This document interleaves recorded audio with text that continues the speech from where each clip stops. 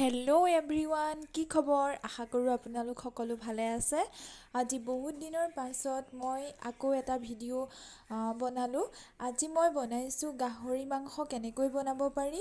গতিকে ৰেচিপিটো আপোনালোকে সকলোৱে শেষলৈকে চাব আৰু কেনেকুৱা হৈছে আপোনালোকে কমেণ্টত জনাবচোন। বহুত সহজ পদ্ধতিৰে মই মাংসটো বনাইছোঁ। আপোনালোকেও এনেদৰে বনাই চাবচোন।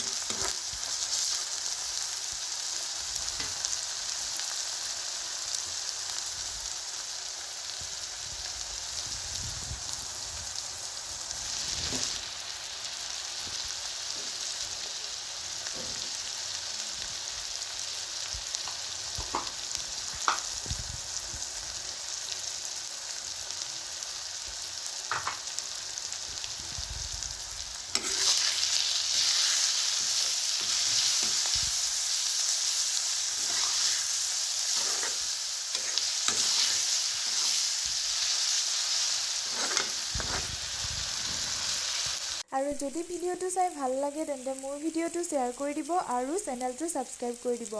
এতিয়া মই মাংসখিনি কেনেকৈ বনালোঁ আপোনালোকে চাওকচোন।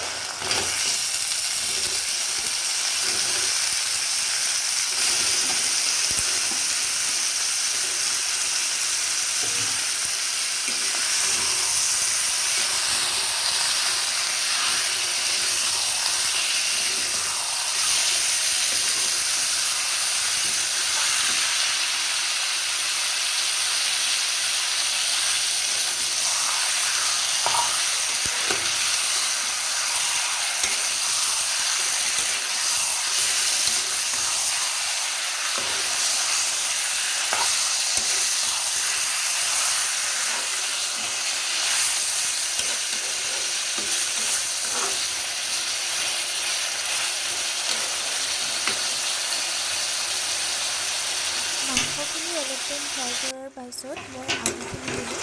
আলুটো মই আগতে দিয়া নাছিলোঁ কাৰণ আলুটো সোনকালে বইল হৈ যায় আৰু মাংসটো বইল হোৱালৈকে আলুখিনি ভাঙি যাব পাৰে। সেইকাৰণে আলুখিনি মই পিছত দিলোঁ। এতিয়া আকৌ অলপ ফ্ৰাই হ'বলৈ দিলোঁ।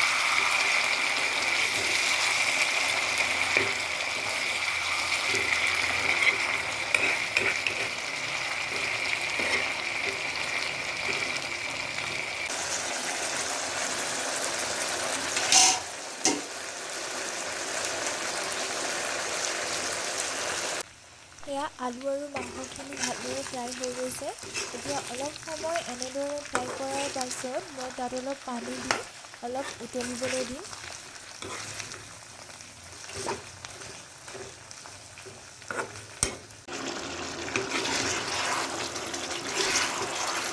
এতিয়া মাংসখিনি বনোৱা হৈ গৈছে, খাব পৰা হৈ গৈছে।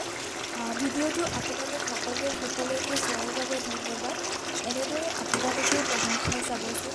যদি ভিডিঅ'টো চাই ভাল লাগিছে তেন্তে শ্বেয়াৰ কৰি দিব আৰু চেনেলটো ছাবস্ক্ৰাইব কৰিবলৈ নাপাহৰিব।